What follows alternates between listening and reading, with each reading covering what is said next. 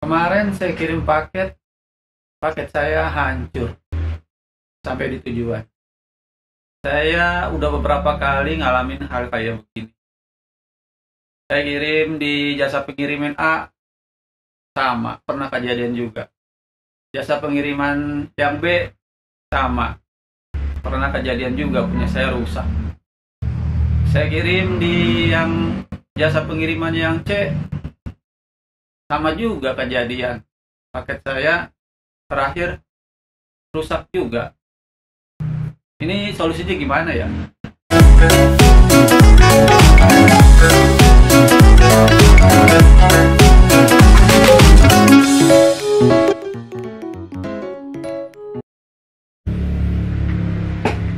Halo Sobat Menjahit, gimana kabarnya hari ini? Sehat-sehat semua ya?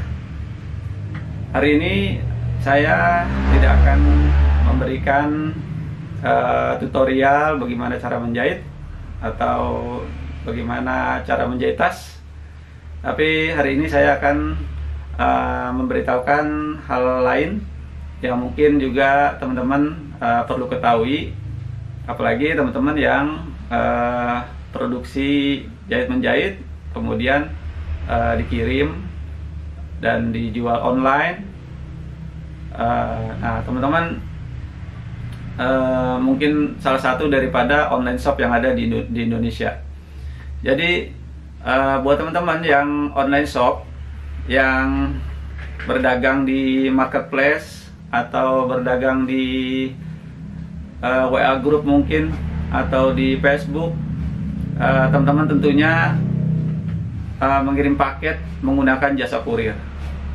Jadi teman-teman mungkin bingung, pernah kejadian paketnya sampai di tujuan rusak, atau mungkin sobek sana sobek sini, packingannya sudah meletot, atau mungkin sampai di sana di tujuan rusak, hancur, atau mungkin sebagian berkurang. Nah itu adalah masalah daripada para kita online shop. Jadi buat teman-teman saya ingin memberitahukan kenapa sih paket teman-teman itu bisa seperti itu sampai di tujuan. Perlu teman-teman ketahui, pada saat teman-teman ngirim paket ke jasa pengiriman, itu teman-teman jangan bayangin kalau paket teman-teman itu cuma satu itu terus dikirim ke tujuan atau ke alamat. Tapi tidak seperti itu. Jadi teman-teman harus tahu, jasa kurir itu pada saat teman-teman ngirim paket ke agen mungkin, jadi paket teman-teman itu tidak sendirian dikirim, tapi banyak paket-paket lain. Paket teman-teman disatukan, kemudian dimasukkan dalam karung, dinaikkan ke dalam mobil, dibawa ke gudang, baru dikirim. Jadi dari sistem seperti itu paket teman-teman aja sudah beresiko untuk ketindih atau rusak. Jadi teman-teman harus tahu juga, paket teman-teman yang dikirim ke jasa kurir itu paket teman-teman disatukan di dalam karung, kemudian di dalam karung tersebut dimasukkan ke dalam mobil, baru paket teman-teman dimasukkan di dalam gudang, dibawa ke gudang di wilayah tersebut, di wilayah itu. Misalkan teman-teman tinggal di Tangerang, jadi paket teman-teman dimasukkan di gudang Tangerang dulu, baru dari gudang Tangerang itu baru dikirim, misalkan paket teman-teman ke kota Bekasi. Nah dari gudang Tangerang paket dibawa melalui mobil, baru dimasukkan di dalam dibawa ke gudang di Bekasi dulu. Baru dari gudang Bekasi baru didistribusi ke rumah-rumah. Jadi sistemnya seperti itu. Jadi bukan dari tempat teman kirim baru dibawa ke alamat, tidak, tapi sistemnya seperti itu. Dan kemudian pakai teman-teman yang berangkatnya jauh, mungkin dikirim ke kota Makassar, itu pakai teman-teman dimasukkan gudang dulu di Tangerang, baru dibawa ke bandara, dimasukkan di gudang bandara. Nah, di bandara itu juga ditangani oleh orang-orang bandara situ, di orang-orang gudangnya. Jadi mereka menangani juga. Jadi bukan cuma jasa pengiriman itu yang menangani, tapi orang-orang bandara juga menangani pakai teman-teman. Jadi setelah itu dimasukkan dalam pesawat diterbang ke Makassar. Nah, sampai di Makassar, pakai teman-teman itu dimasukkan lagi di dalam gudang di wilayah Makassar situ. Jadi dimasukkan dalam gudang, baru didistribusiin ke alamat yang di kota Makassar. Apabila pakai teman-teman tujuannya mungkin dari Makassar ke kota Palopo, nah itu masuk lagi ke gudang yang ada di Palopo. Seperti itu. Jadi pakai teman-teman itu udah melalui proses yang sangat panjang. Jadi dari proses itu mungkin pakai teman-teman ke tindih, jadi banyak kejadian yang rusak. Jadi dari ke tindih itu pakai teman-teman yang banyak yang kejadian mungkin sobek atau yang lainnya. Makanya teman-teman untuk packing itu apalagi barang-barang teman-teman barang-barangnya rentan, atau barang-barang elektronik, barang-barang mainan atau makanan, itu barang-barang rentan semua. Jadi kalau bisa packingnya yang tebal atau yang baik. Kalau teman-teman cuma packing dalam kardus saja, teman-teman kira itu udah cukup, tapi itu belum cukup. Apalagi cuma di bubble cuma satu lilitan saja. Teman-teman bilang ini udah di bubble kok. Jadi itu belum cukup sebenarnya, cuma satu lilitan saja. Nah, saya hari ini ingin memberitahukan bagaimana caranya packing barang-barang yang rentan, supaya teman-teman tidak kejadian lagi yang seperti dulu-dulu. Jadi saya akan ajarkan bagaimana caranya, saya tutorialkan kepada teman-teman bagaimana caranya packing yang baik, sehingga pakai teman-teman sampai di tujuan dengan selamat, tidak kurang satu apapun. Bagaimana caranya? Ayo kita langsung packing, kita langsung praktekkan. Oke sobat, sekarang saya ingin mempraktekkan bagaimana caranya untuk mempacking barang-barang kita yang akan dikirim, terutama barang-barang yang cukup rentan. Contohnya paket ini saya mau packing, di dalamnya ada barang-barang yang rentan rusak, jadi ada barang elektronik. Nah, untuk mempackingnya kita butuhkan yaitu bubble wrap seperti ini.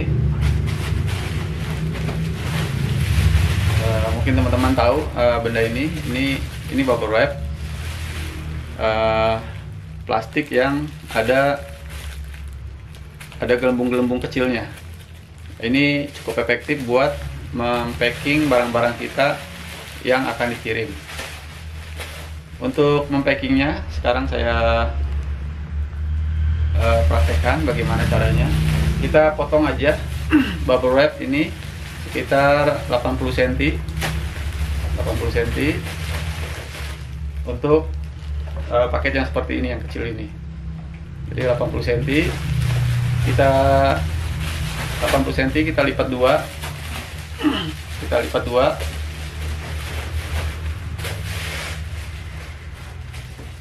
Nah, sekarang kita bungkus paket kita dengan bubble wrap ini.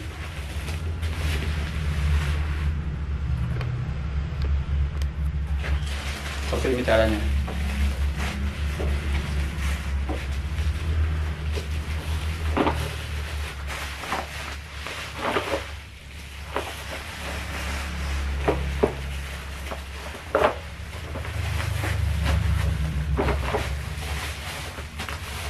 Nah, ini sudah cukup tebal.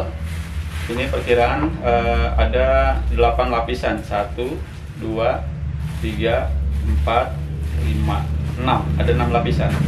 Jadi ini ada 6 lapis. Sudah lumayan cukup kuat untuk menahan beban pada saat barang kita dikirim. Apabila teman-teman merasa belum cukup tebal dan perkiraan masih belum kuat, bisa teman-teman tambahi lagi dengan potongan yang seperti ini. Karena di jasa pengiriman itu masih ada kebijakan apabila barangnya masih volumetriknya 3 kilo dan beratnya masih 1 kilo, itu masih masuk 1 kilo. Jadi teman-teman jangan takut walaupun barangnya besar, nanti masih bisa 1 kilo ongkos kirimnya. Jadi untuk yang sebesar ini masih 1 kilo. Nah, setelah ini kita lakban. Ini coba saya tes, saya tekan-tekan. Ini sudah cukup kuat untuk menahan beban pada saat dia dikirim. Sudah 8 lapisan. Jadi tidak cukup pada saat kita membubble cuma 1 lapisan aja, 1 kali lilitan aja. Itu itu tidak bermanfaat, kurang manfaatnya. Jadi harus setebal mungkin. Dengan bubble wrap seperti ini cuma perkiraan sekitar 2000-an, 2000 biayanya.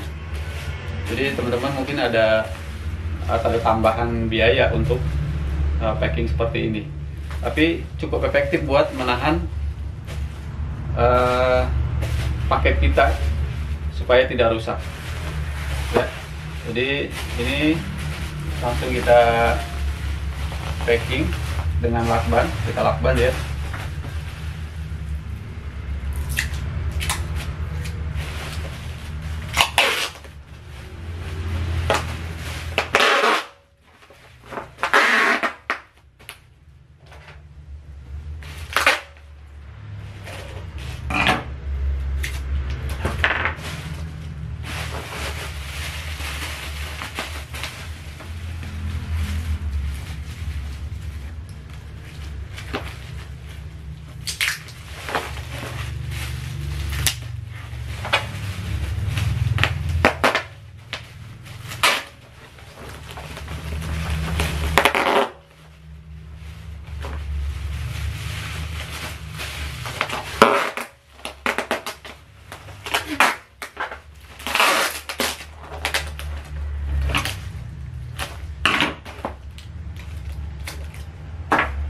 Seperti ini ya, ini sudah cukup kuat untuk dikirim. Jadi supaya barang kita aman. Jadi ini sudah 8 lapisan, 8 lilitan. Jadi jangan teman-teman mengirim paket yang di bubble cuma 1 lilitan saja. Itu manfaatnya sangat-sangat kurang. Jadi kalau udah seperti ini, barang elektronik kita atau barang-barang rentan kita, atau teman-teman jualan mainan, ini packingnya harus seperti ini. Jadi dia sudah cukup bisa menahan beban mungkin sekitar 50-60 kilo. Walaupun pakai teman-teman berada di bawah karung, mungkin ini sudah cukup kuat menahan beban tersebut. Saya salah cukup sekian. Ini caranya. Nanti mungkin teman-teman mau tanya bagaimana caranya packing barang-barang yang lain, silahkan tulis di deskripsi saja. Jadi nanti saya akan mengajarkan juga bagaimana caranya mempacking paket-paket yang lainnya. Contohnya seperti aksesoris motor mungkin, tapi tetap kita semua menggunakan bubble wrap, kemudian dengan kardus yang tebal juga. Sekian dari saya, terima kasih. Oke teman-teman, itu tadi bagaimana caranya packing yang baik dan benar supaya paket teman-teman nyampe di tujuan dengan selamat dan tidak kurang satu apapun. Di video berikutnya saya akan memberi tutorial atau memberi tahu bagaimana caranya seputaran jasa pengiriman. Mungkin teman-teman pernah ngalami paket teman-teman volumenya terlalu besar atau kena volume, kemudian pakai teman-teman pengen COD, bagaimana caranya? Atau teman-teman punya paket statusnya sudah diterima tapi teman-teman belum merasa nerima. Kemudian caranya bagaimana cara komplain paket teman-teman yang rusak, kemudian paket teman-teman nyasar ke wilayah lain, seharusnya ke Depok tapi nyampainya ke Sumatera. Itu bagaimana caranya? Jadi nanti saya akan memberitahukan bagaimana caranya, solusinya. Saya akan berikan solusi pada teman-teman. Saksikan terus channel saya, jangan lupa subscribe. Saya akan memberikan video-video selanjutnya. Saksikan terus video saya. Terima kasih.